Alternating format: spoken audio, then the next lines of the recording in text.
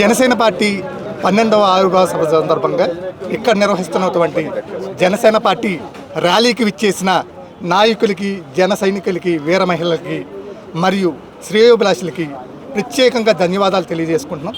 అలాగే మీడియా మిత్రులకి, అలాగే పోలీస్ శాఖకి మరీ థ్యాంక్స్ చెప్పుకుంటున్నాం. Thank you so much.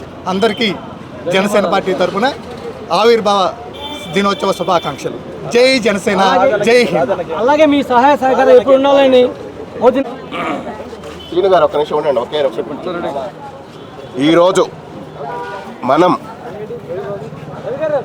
ఈరోజు ఏంటంటే మనకి ఒక చాలా శుభదినం భారతదేశానికి.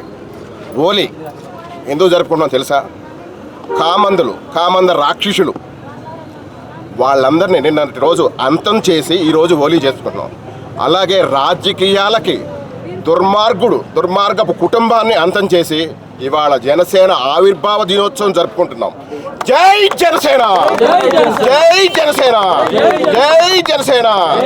పవన్ కళ్యాణ్ గారి నాయకత్వం, పవన్ కళ్యాణ్ గారి నాయకత్వం, మోడీ గారి నాయకత్వం.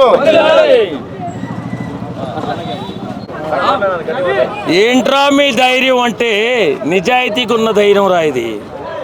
ఈరోజు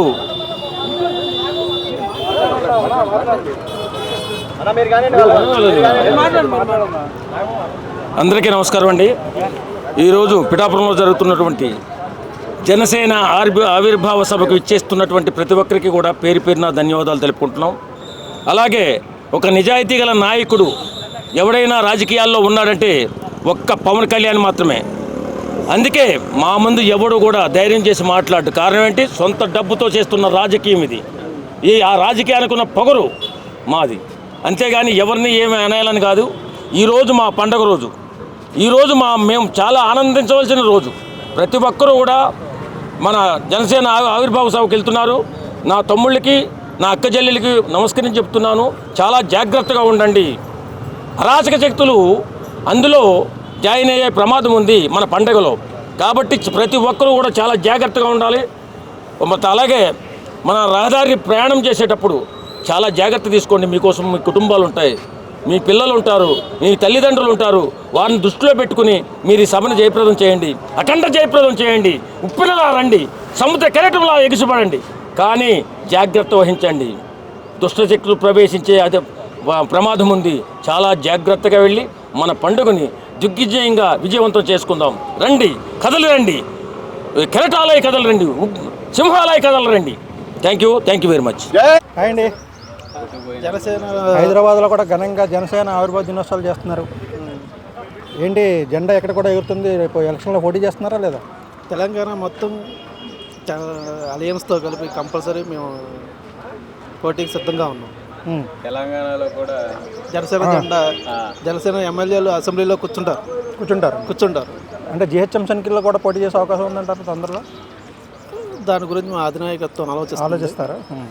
సో అంటే వాళ్ళ ఆవిర్భావ దినోత్సవ సభ ఎంత ఘనంగా జరగబోతుందని మీరు అనుకుంటున్నారు? ముఖ్యంగా ఎవరు వచ్చే అవకాశం? పిఠాపురం జనాలు ఎవరు ఊహించలేని విధంగా జరుగుతుంది అక్కడ. పవన్ అనే తుఫాన్లో జగన్ కొట్టుకుపోవచ్చాడు. సో అంటే జగనే టార్గెట్, ఇంకా జగనే. సో నెక్స్ట్ ఎలక్షన్ గారు అనుకున్నా సాధించగలుగుతున్నారంటారా అధికారంలోకి వచ్చి? ఆయన సాధించలేనిదే ఉంది, ఆయన పనే సాధించడం. సో అయితే నెక్స్ట్ ముఖ్యమంత్రి అయ్యే అవకాశం ఉందనుకుంటున్నారా? నెక్స్ట్ ముఖ్యమంత్రి ఆయనే కదా. నెక్స్ట్ ముఖ్యమంత్రి ఆయనే. ఓకే, ఇంకా వేరే వాళ్ళకి ఛాన్స్. చంద్రబాబు నాయుడు తర్వాత తీసుకునే ఛార్జ్ ఈయనే. పవన్ కళ్యాణ్ గారే ముఖ్యమంత్రి. Okay, thank you.